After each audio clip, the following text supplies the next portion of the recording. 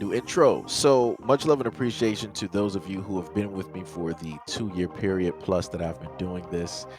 Thank you for showing your love and support to the channel. And to anybody else who is brand new to the platform and you would like to support the channel, also you can do it by way of Patreon, Anchor, the clothing store, and also the shoe shop that is listed in the comment description below. And again, thank you to any and all of you guys who have been here to support this channel during the 2+ year period. I wouldn't be able to do what I do every single day without you.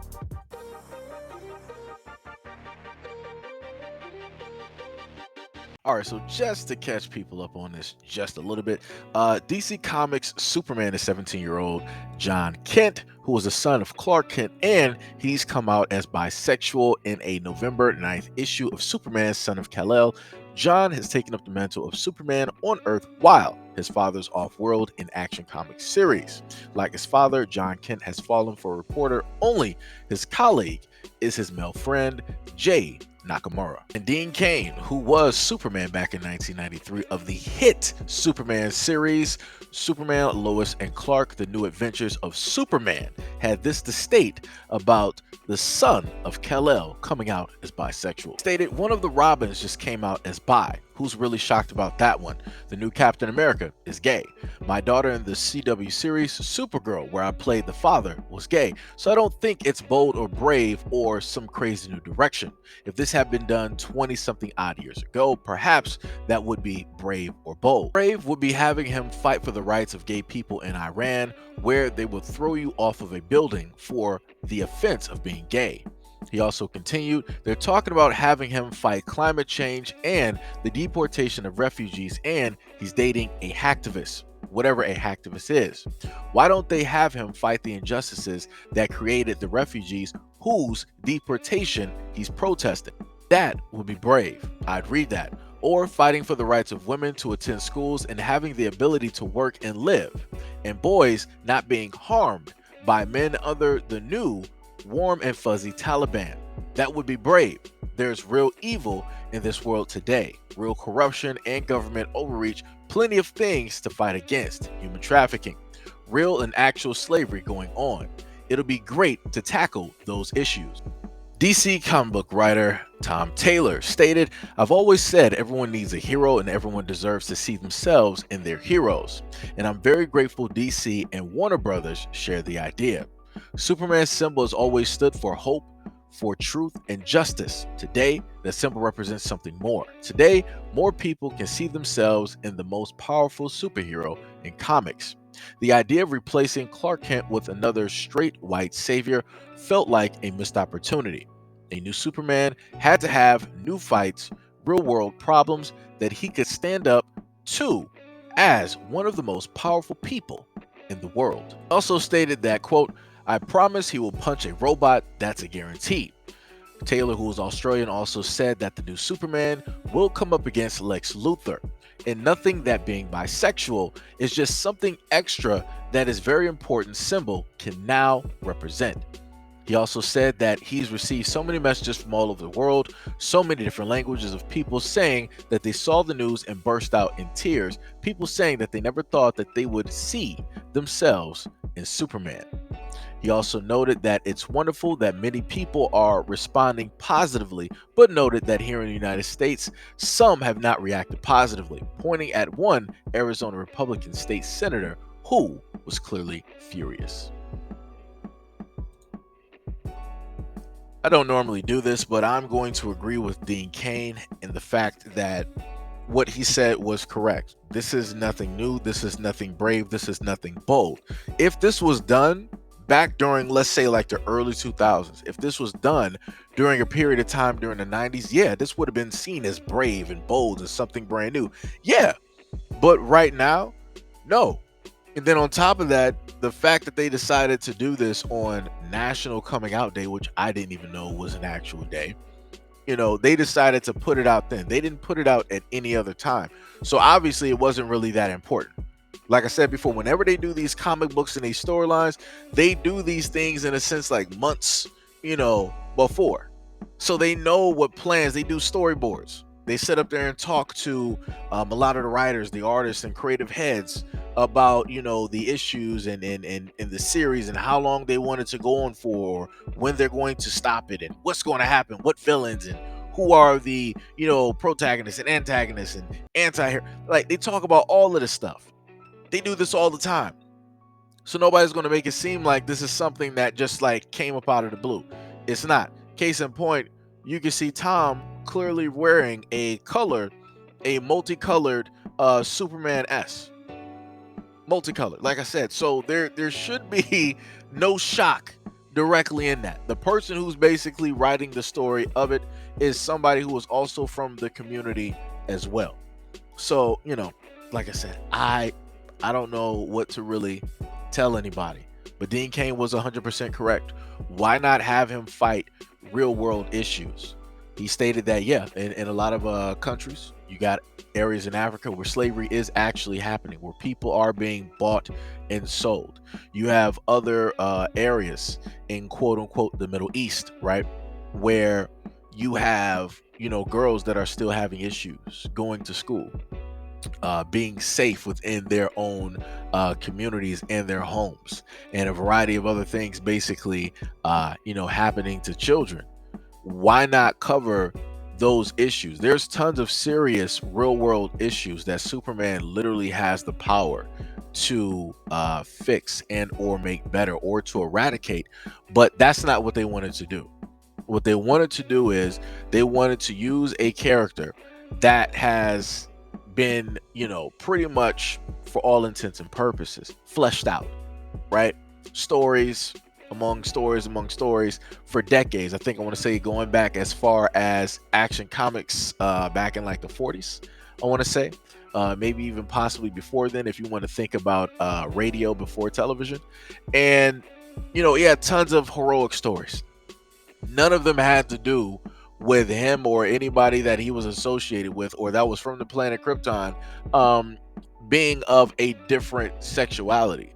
The story was mainly about his issues with trying to live two different lives, being that he is one person, and trying to um, have those equal out without, having people find out his secret identity, while trying to have a normal Earth type relationship, even though he is an alien from a different planet who came to Earth, who was sent because he was their, last, their only son. And he just so happened to ran into the yellow sun in this solar system, and he gained powers since he came from a solar system that was, with a red sun. And, like I said, I don't know what to directly tell people at all when it comes to this. I can only tell you to be mindful of a lot of the things that your kids just so happen to read, because a lot of parents might not be at that point where this is something that they want their kids to basically see and or take on, because they want their kids to be kids. They want them to be worried about toys. They want them to be worried about cartoons. They want to be worried about their favorite colors, who's going to be their friend Friday and who's not going to be their friend Monday, what's going to be their favorite lunch or their homework or science fair projects or different things like that. Like, they want them to be worried about normal kid stuff, right? And that is normal kid stuff. All intents and purposes, that's normal kid stuff. Dealing with anything that pertains to a sexuality or preference of a person is not normal kid stuff. That is world issues. Those are worldly things. And that is not something that kids are meant to even understand or see at this moment in time, because their minds are not even that developed in order to take on a lot of those issues, a lot of problems that are out here in the world and different things like that. This is why you have the news, and this is why you have other types of entertainment and stuff like that that is clearly separated from what entertains kids. This is why there's a divide. This is why they would always have blocks, right? Where, all right, from 6 to about 8 or 9 o'clock, you got cartoons. Anything after that is adult content. So that's basically where you blocked it off. You got the kid stuff here, and then everything else is basically adult content. Meaning, like the news, talk shows, and and different things like that. So, like I said before, a lot of games are being played at this moment in time. And some people are going to make it seem like, oh, people are just overreacting. This is just, one series in a comic book and all this. No, no, no, no, no, no, no, no, no, bruh. Because they've done this a multitude of times before. They've done this with Iceman, like they said before. They did it with Supergirl. Oh, wait, was it Supergirl? Was it?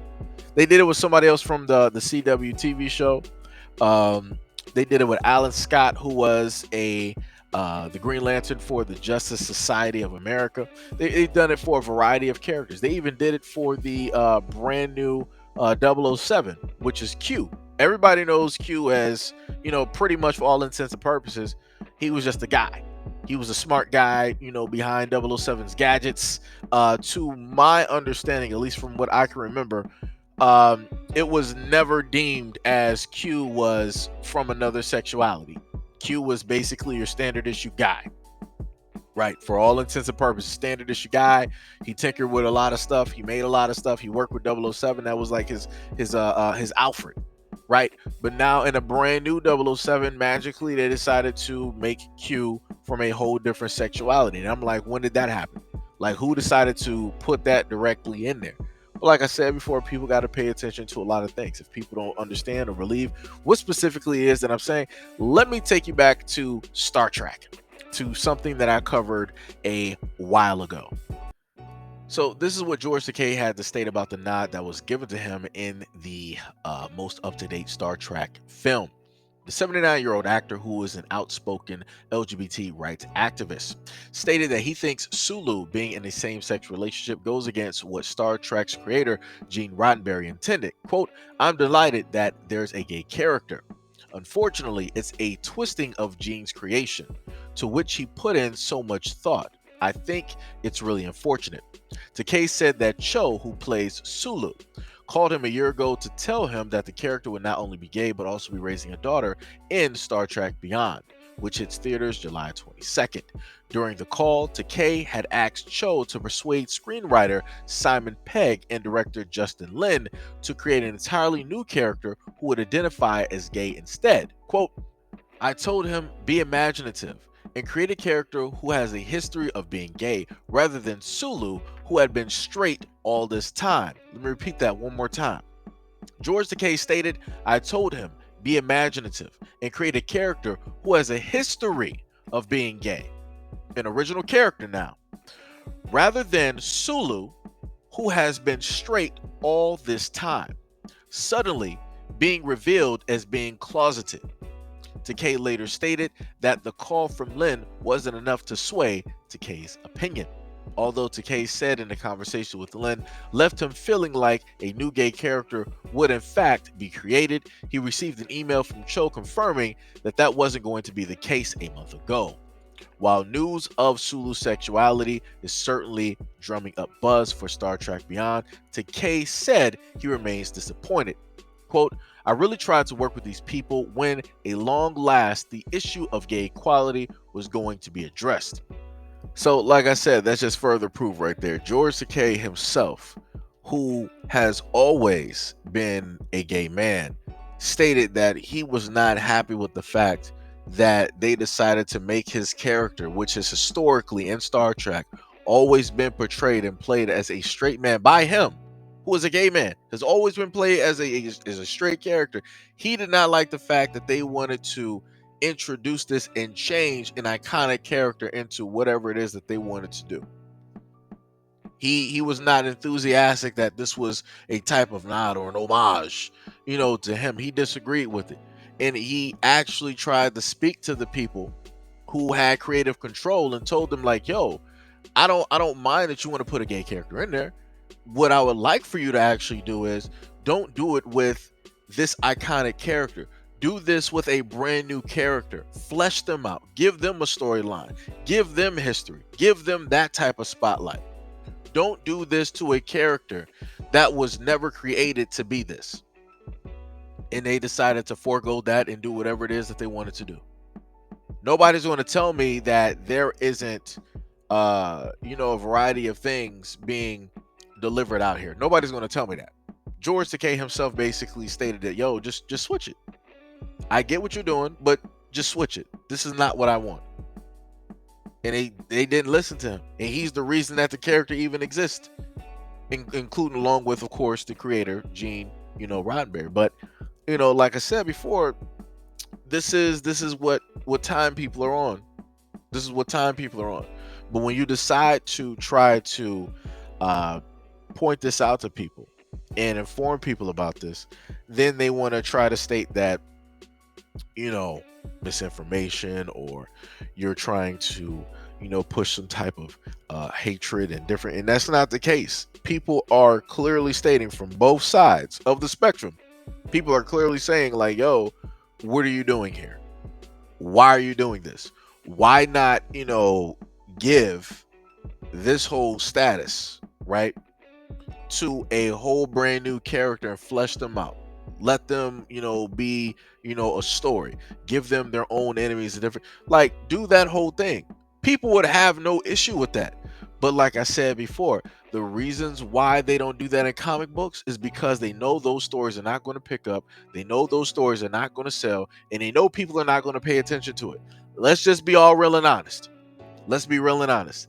People who are from the other community, if a brand new comic book character came out that nobody knew about, no history of, they weren't linked to anybody popular, but they were a part of the whole other community, and the characters within that comic book touched on every other spectrum within that community, we all know beyond a shadow of a doubt that that comic book is not going to sell. It's not going to sit up there and make it, because even the people that it's targeted to, they're not going to pick it up and buy it. Why? Because they're used to looking at the same old, same old. They're used to looking at Iron Man. They're used to looking at Thor. They're used to looking at Superman. They're used to looking at Wonder Woman. They're used to looking at Batman, Martian Manhunter, the Avengers, the X-Men. They're used to all of those iconic characters. Why? Because those iconic characters are established. They have histories. They have feats. They have variety of storylines that crisscross and intermingle and different things like that. There's a lot of things to touch on in that. That's the main drawing point of that, on top of the fact that a lot of people grew up with seeing those characters. We all know beyond a shadow of a doubt, when a brand new character comes out that's not linked to anybody that's iconic, it tanks. It doesn't sell. They immediately decide that they're not going to, continue on with that storyline. Or they'll try to roll that character in with somebody who is iconic so that they can carry them for a bit, start doing some stories for a bit, and then once they start getting their legs, they'll start allowing them to branch off and do a variety of other things. But like I said, that's not what they did with the Superman family. They decided that they wanted to take an iconic character, that they wanted to take an iconic symbol, and like they stated in the article, it's like, hey, this symbol is going to mean more than just that now. It's going to carry way more weight now. But I'm like, it was already carrying weight.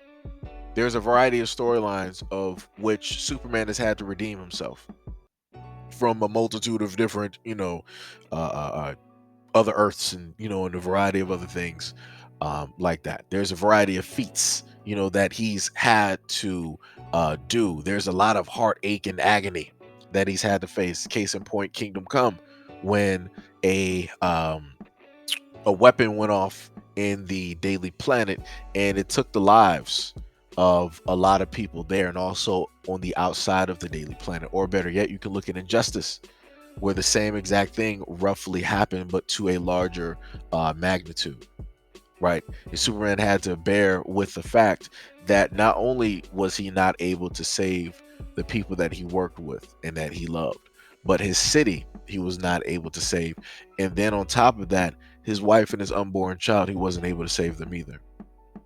So, like I said before, there's a lot of weight, history, backstories, and so on and so on that basically goes on there, that has a lot of weight directly on that S.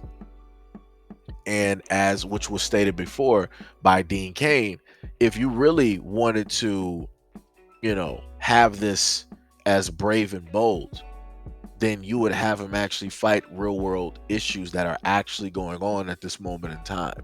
But like I said before, that's not what they're trying to do.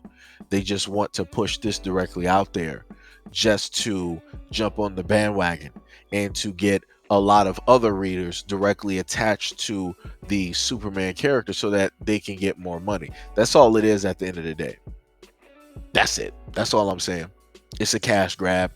They don't really care, because if they actually, like I said, if any of the comic book organizations, right, actually cared about any of the other groups out here, they would have specifically made a section for those groups, so that it's like, all right, away from the normal that we have here, away from all of these sections that, have been historically, right, been the way that they've always been for, decades. We got you. We're going to have this section over here, and we're going to have every single character that's pretty much going to match up with every single thing that you have going on in your community. Whatever issues, trials, and tribulations and obstacles that you face, we got you. We're going to have that in different issues of the comic books. We're going to deal with the relationships. We're going to deal with the coming out. We're going to deal with how the world basically sees them as both a superhero and as a hero, coming out, and then how the hero has to basically manage that, their emotions and their feelings and their relationships and dealing with families. And, they could easily do that if they really wanted to, but that's not what they're going to do. Why? Like I said before, it's not going to sell. It's not. If anybody is actually 100% honest and notice, if you decide that you want to pander to a certain group of people, it could even be black people if you wanted to. 9 times out of 10, if you try to do this with a character that for all intents and purposes has always been alabaster, right, it's not exactly going to fly. It's just not. But if you decide that you want to bring out a character and give them a story, or bring them back up, like, I don't know, Spawn, Mr. Simmons, I don't know, like Static Shock, I don't know, maybe Icon, or you can throw Mr. Terrific in there, and there's a variety of other characters, right, that you can, Blue Marvel, right, there's a variety of characters that you can decide to put in there, and you can give them a story and put them up there. And then historically, they've always been black. They've always dealt with black issues. They've always had stories dealing with race and a variety of other things. If you really wanted to do something that was going to cater, not pander, that was going to cater to a certain section of people, you would actually do that. You would. But anyways, that's enough of me yammering. Let me know what you guys think about this video and everything that I stated in the comment description below. And as always, peace, love, and stay tuned for the next video.